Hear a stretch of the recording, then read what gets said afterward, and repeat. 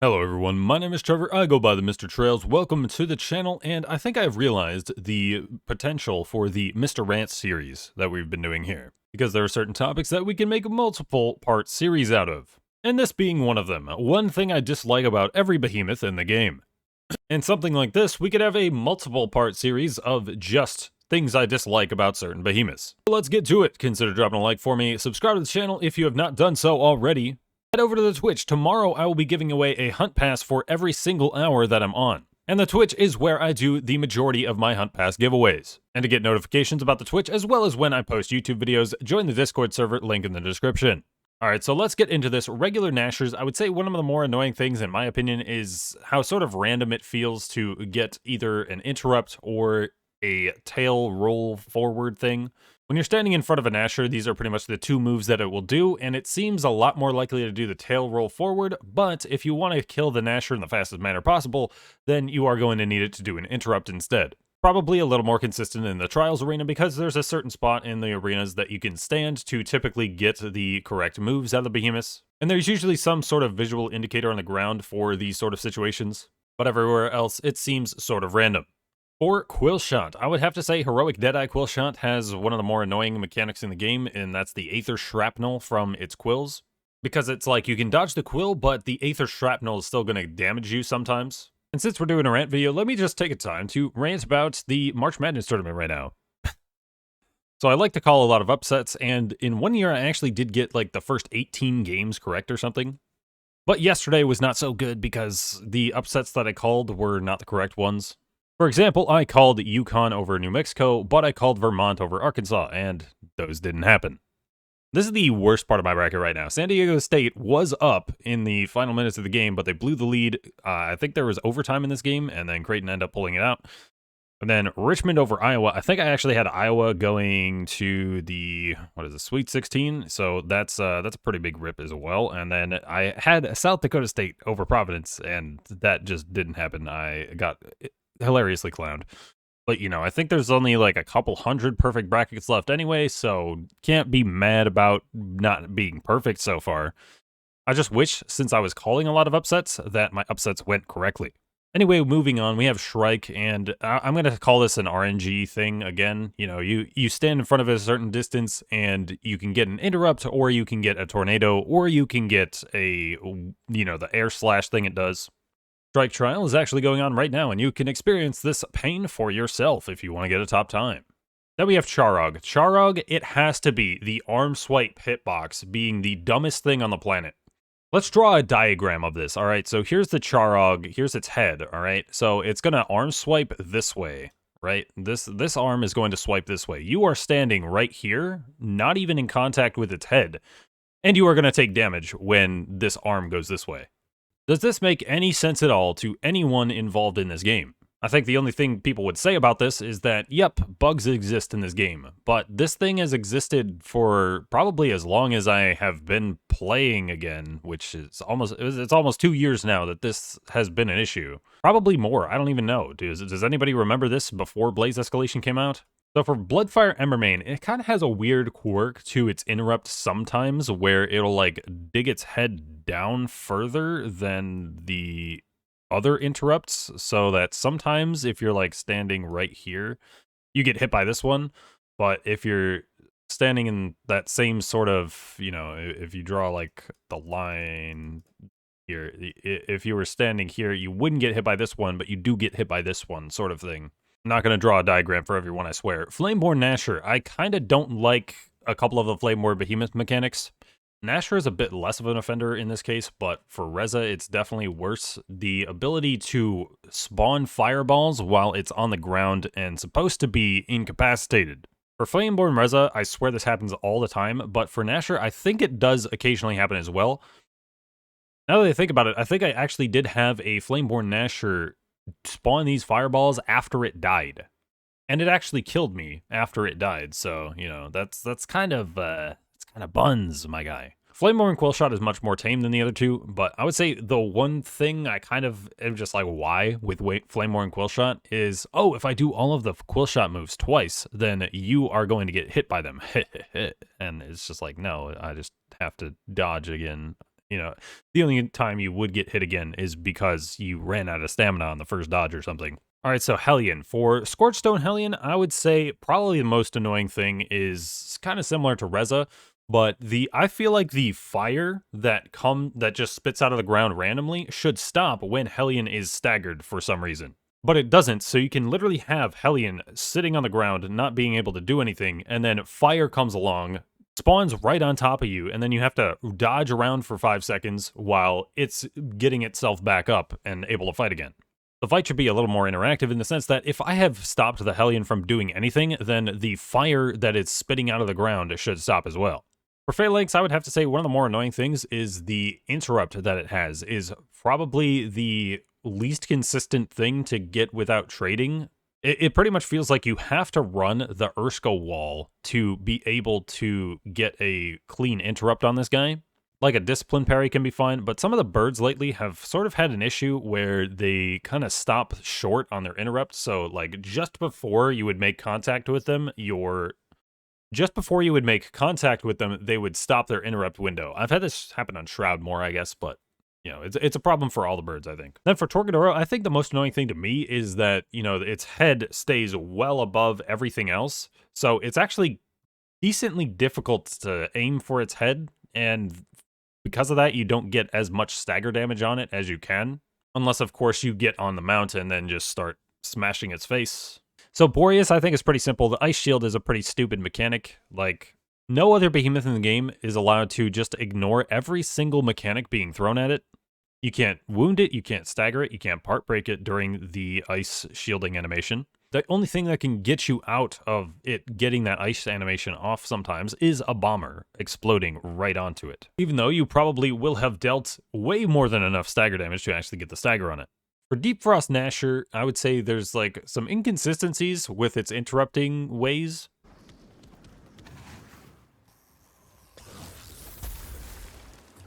It has 3 different interrupting attacks. It's difficult to bait out a certain interrupt at all. And one of the interrupts you can get, I swear you can't even interrupt. So for Deep Frost Skarn, I'm not even going to call this out on the Behemoth itself. I'm going to call this one out on the Frost Skarn helmet or hammer quest that had us collect a bunch of, rhinestones? Get this thing Aether Charged or Enraged and then break the stones on its back. That's probably the most annoying rumor quest of all time. Just based on the fact that you have to wait like a minute for it to Aether Charge in the first place. And then it doesn't even really stay Aether Charged all that long. So you maybe get 1 or 2 of the stones to break. And then you have to fight another one all over again. Frostwolf. Frostwolf is a bit more tame these days, but I will still point at its Styxians being just very stupid and dumber than regular Styxians. Hangar's tail break animation is one of the worst things in this game, honestly. It runs away from you like all the way across the arena, roars once, and that's it. So you get 0 overpower uptime from breaking the tail on Pangar. When it's like, breaking parts is supposed to be a good thing, but the Behemoth actually just gains an advantage on that. I believe it also has a damage hitbox on this tail break anyway, so you can actually take damage while doing something you are supposed to be doing. For Skraev, I would say the whole idea of I'm going to blind you so you can't really tell what's going on is just kind of annoying in the concept of itself. Because 99% of the time, it's not even really an issue. I would say it's more of an issue when Charrogg has this modifier. For Erska, I would definitely have to go with the interrupt only being on the Aether Charge. Until I actually started actively hunting for interrupts, I had 0 interrupts on Erska. Now I think I have like 14 or something. Still a crazy low amount for it having been out over a year now. And they decided to make an interrupt mastery card goal, which has probably been the main thing preventing me from going and finishing all of my masteries, just because that's just such an annoying task. Alright, for Drask, Thunderdeep Drask, we're going to kind of lop these in the same boat. While I do appreciate that they redid the Drask stagger animation, they did go kind of overboard. It literally jumps like 1.5 of its body's width-wise. So with a good portion of the overpower uptime you would get from that is spent just running back to the Behemoth because it jumped so far away from you. For Malcarion, I would say one of my bigger annoyances with it was when I was trying to do sword trials, there was a particular, like, it went up and slam back down move that has 2 hitboxes on it. So when you do your sword parry, you would just die. after that because the other hitbox of the slam was coming down on you after you parried the first part, so you just die after that. I don't remember them fixing it. Maybe I forget they fixed that, but I'm pretty sure that it's still in the game. For Nayzaga, it still has to be the hitboxes after you get an interrupt on it. Let's go back to the diagram. So here's Nayzaga's head and arms. Before the interrupt, you know, the hitbox is all of this area. It's perfectly fine. But after you get an interrupt, this is sort of what your hitboxes become. It's about this, this, and this. They made steps at improving these hitboxes when they did the Nayzaga little mini rework thing. But you see, what they did was they made the hitbox go from this to that. And, you know, the same thing with the arms. It's like, it went from this to a little bit bigger. Yeah, this is specifically after an interrupt. If it's before the interrupt, then it's like, most of this is going to be okay. Most of this is going to be okay. Most of this is going to be okay. So, I mean, sometimes if you need part breaks on Nayzaga, then you just kind of don't want to interrupt it, because this is what you're going to get afterward. For Savite, it's probably one of two things, but let's go with the fact that almost all of its attacks don't really have a wind-up for you to anticipate before you dodge. Right, pretty much every behemoth in the game, when it does a swipe attack, it's going to move backward a little bit before it moves forward. But Savite is the one behemoth in the game that is just like, nah, I'm gonna do a dab, and then I'm just gonna swipe in front of me. And it's like all of the dodge timings for when it like does its stance to when it swipes are sort of different. So you do have to memorize pretty much every attack, how long it's going to take for you to be able to dodge it. And then on top of that, if you run the Pangar Lantern often, then you are going to have to deal with the frost proc timing of those same attacks, which is going to be even more annoying. For Stormclaw, the Tempest-born Stormclaws have an interrupt attack that is not interruptible. For Tempest-born Stormclaws, they have an interrupt that is barely even shown in action usually. It's usually only when it is Aether Charged and there is already lightning coming down at you. So the odds of you even hitting the Behemoth during this time is pretty low as it is. Even if you do land a hit on this interrupt, it is not going to work. Unless the hitbox for this interrupt is the very tip of its nose or something, this interrupt is literally not even possible, and it shows the interrupt indicator. For Agaris, now that I think about it, it does have a similar problem with Savite. Sometimes it doesn't really have an exact wind-up. You do sort of have the ability to anticipate when these attacks are coming. Then for Karabakh, I think the bees in general are just an annoying mechanic. You know, you move super slowly. Can you take consumables while you have those on? I don't even remember, honestly. For regular Koshai, I would say interrupt baiting at the start of a fight is very inconsistent. Sometimes it'll throw thorns, or it'll just charge you. For Skarn, there's a quirk with the enrage animations where the shockwaves come out at different areas. They're not always straight out from Skarn. It is intended to deal damage to you, like pretty much wherever you are in the arena. But those shockwaves are supposed to come out from like a stone spike coming out of the ground, but sometimes they're just coming out of thin air. So Sporestruck Charrogg just got a nerf to the Poison Jet's attack, so I can't complain about that anymore until I guess it becomes an issue again. But what I am going to complain about is the actual hitboxes on the face area. This is about what you see in the hitboxes on his face. This is its head hitbox.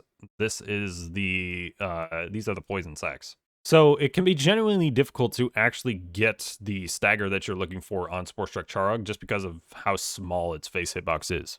Sporestruck Ambermane, it has to be the AI, man. Like, if you are standing about like this relative to a Sporestruck Ambermane, it is going to proceed to run in a circle, run in a circle, run in a circle, run in a circle, run in a circle until it finally does an attack. This is the most ADHD behemoth AI I've ever seen in this game. And for some reason, this sort of thing has avoided all attention from the devs, because I guess they think this sort of thing is just fine. Alright, Rezakiri, the spitting attack, man, the spitting attack. If you know, you know, alright? The spitting attack is the worst thing in this game. I've probably said that like 3 times in this video already, but I genuinely would say the Rezakiri shotgun spit attack is one of the worst things of all time. The Chronovore, I think my main gripe about it right now is just how out of the way you have to go to actually get it to spawn. Because it's only available in the Paradox Breaks right now, and you have to have killed 8 behemoths on the Paradox Breaks otherwise. That's my main issue with the Chronovore, is just that I never fight it because it's so out of the way to spawn. For Valomyr, this is before whatever Valomyr improvements make it into the game, by the way. But it is pretty much a fight that is entirely based around other things attacking you than the actual behemoth attacking you. It's more of an offender in this area than Borius is. Now, it has its lasers, which actually don't really seem to do anything at the moment. And then the Radiant Skittles everywhere around it at all times. And then the wiki isn't updated just yet, but Radiant Koshai exists at this point, and I would say the one thing I sort of dislike about it, while it is such a beautiful animation to look at, the enrage animation is kind of over the top in terms of actual combat with it.